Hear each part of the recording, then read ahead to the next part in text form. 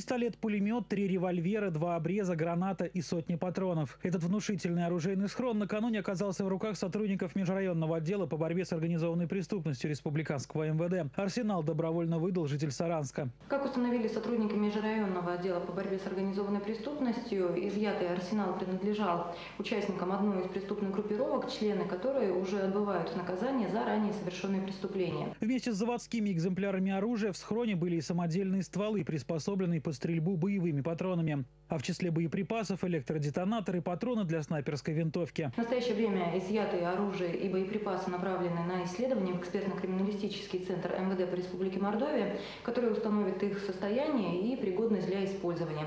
По результатам проведения исследования будет принято процессуальное решение. Стоит отметить, что за период декриминализации региона мордовской полиции изъято из незаконного оборота более 200 единиц нарезного и автоматического оружия, обрезы, 5 гранатометов, десятки гранат и тысячи патронов. Этого количества вполне хватило бы для того, чтобы вооружить до зубов целый бандитский батальон. В МВД не исключает, что некоторые арсеналы до сих пор могут оставаться спрятанными в подвалах жилых домов, лесах или гаражах.